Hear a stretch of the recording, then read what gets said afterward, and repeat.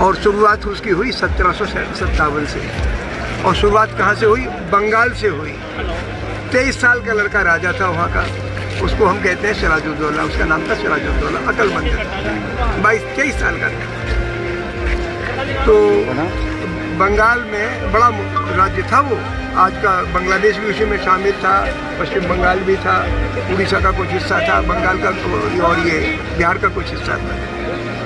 तो सिराजुद्दौला के पहले हिंदुस्तान में, यानी 1757 के पहले हिंदुस्तान में 300 साल तक न तो कोई बड़ा अकाल पड़ा, और हमारे हिंदुस्तान का जो कपड़े का काम धंधा था वो दुनिया में सबसे टॉप पे माना जाता था। दुनिया के बाज़ारों में जो कपड़े बिकते थे उसमें आधे से ज़्यादा कपड़ा हिंदुस्तानी कपड़ा बिकता था, इसलिए हम तरक्की पे थे। इस वजह से देश में कोई भुखमरी नहीं थी। अंग्रेज़ों के आने के बाद, तो अंग्रेज़ों ने एक तो हुकूमत कैसे हासिल की? सबसे पहले अंग्रेजी ईस्ट इंडिया कंपनी ने कहा, सिराजुद्दौला का जो सेनापति था उससे कहा हम तुझे इनाम देंगे और तुझे नवाब भी बना देंगे, तू लड़ना मत, हम हमला करेंगे इन पर, तो तुम लड़ना मत। तो अगले जब लड़ाई हुई तो सिराजुद्दौला की सेना लड़ी नहीं, सवेरे लड़ाई चालू, शाम को ख़त्म। नकली लड़ाई थी ही नहीं।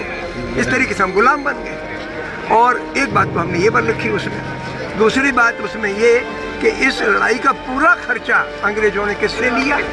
अंग्रेज इंग्लैंड से नहीं मंगाया, अपनी कंपनी से खर्च किया। हिंदुस्तानी व्यापारियों ने, सेठ जगत नारायण ने, माणिक चंद ने, तमाम सेठों ने पैसा दिया। यानी व्यापारी वर्ग ने हिंदुस्तान को गुलाम बनाया, और वो जो उनका सेनापति था मीर जाफर, उसने गुलाम बनाया। इस तरीके से हम गुलाम बन गए। मैं कहना ये चाहता हूँ कि हम, और फिर आज़ादी की लड़ाई में हुआ क्या? जब अंग्रेज़ों ने हुकूमत करी 2 साल बाद मीर जाफर को हटा दिया, खुद उनकी सत्ता तो नहीं की थी, और उसके बाद ऐसा कानून बनाया उन्होंने, ज़मीन के लगान 3 गुने कर दिए। तो अंग्रेजी हुकूमत उनके सरकार बनाने के बाद 13 साल के अंदर ऐसा अकाल पड़ा कि 1 करोड़ लोग मर गए, 1 करोड़। और तभी कुछ दिनों के बाद इंग्लैंड में बन गए थे कपड़े के कारखाने। तो यहाँ के जुलाहों के ऊपर और कपड़े बनाने वालों पे ऐसी चुंगियाँ लगाई, टैक्स लगाए, यहाँ का कपड़ा महंगा पड़ने लगा, इंग्लैंड का कपड़ा सस्ता पड़ने लगा, तो हमारा कपड़े का धंधा मिट गया। यानी गुलाम भी हुए हम, भूखों भी मरे, और हमारे काम धंधे चौपट। इसको साम्राज्यवाद कहते हैं। तो हम व्यापारी तबके से जागरूक रहे।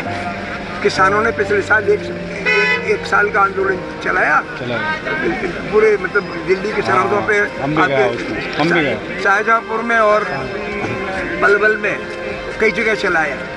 उस आंदोलन से हम सबक सीखे। किसानों ने अगर एकजुटता रखी तो सरकार को झुका सकते हैं, वरना ये सरकार सिर्फ व्यापारियों के हक में काम करेगी, जनता के हक में काम नहीं करेगी। किसान तो अपने रोड पे बिटा पटक दिया तो। हाँ।